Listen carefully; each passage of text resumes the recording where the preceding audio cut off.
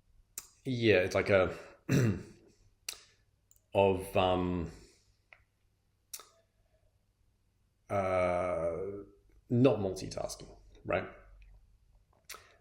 Which is to say that when you give the next thing, the next choice or whatever, your full focus, so that you're not trying to multitask, that so that you're actually task switching, then sort of by definition, you're allowing yourself to forget that other thing until it's the right time to come back to it. And trust that when you come back to it, you'll be able to pick up that train of thought again. Which is, I mean, I can't speak to other professions or ways of thinking, but as a creative, that's something that's taken me a long time to really build that skill of like, you know, making sure that I'm taking notes and whatever as I'm getting ideas, or if I'm half finished something. But there's only so much of that you can do, because a train of thought or feeling, or thought and feeling together, is its own thing. So there's always a lot of trust that has to go into like, okay, I'm putting this train of thought down now, and I'm going to be able to pick it up again tomorrow or whenever I come back to it. Because if it's a really good train of thought, there's a lot of risk involved in that. Like, you could lose so much. And it sounds kind of funny, right? But if you're a really skillful creative, then a powerful train of thought and or feeling can have huge value. So it's interesting that this idea of sort of branching and nesting and like going down into worlds within worlds has that aspect as well of like, I just need to surrender that and trust that even as I allow myself to forget the reason why I'm going, you know, Alice going down into Wonderland, as I make my way back up, I will remember. So that seems like a good place to leave it, because I more or less brought it full circle. I could even feel myself getting confused at some points there. Yeah, which is interesting because, you know, it seems to be one of those things that you can pull it apart and put it back together, and at some point in pulling it apart, it becomes easy and clear, and at some point in putting it back together, it becomes difficult to grasp again. So I'm hoping that I'll be able to communicate something through this game that I'm making, that will be able to sort of ground it out in a much simpler way. But in the meantime, I'm going to go off and play COCOON sometime soon, and see if that crystallizes any more of my thoughts about it. So if you're interested in this kind of thing, definitely check out Starfield Sky, and you've got to play it and not watch it. I know there are a lot of games that you can watch and get the gist, but Starfield Sky, only if you're interested in this kind of thing. Otherwise, it's going to seem like maybe a pointless game, I think. But yeah, you've got to play it rather than watch it to really be taken on that journey. And so for anyone who's playing Dream of the Starhaven on Steam, I'm going to also start implementing these kind of ideas a little bit more. So, and to bring this right back to the first thing that I brought up, Dream of the Starhaven at the moment has an overworld structure, so just levels within an overworld.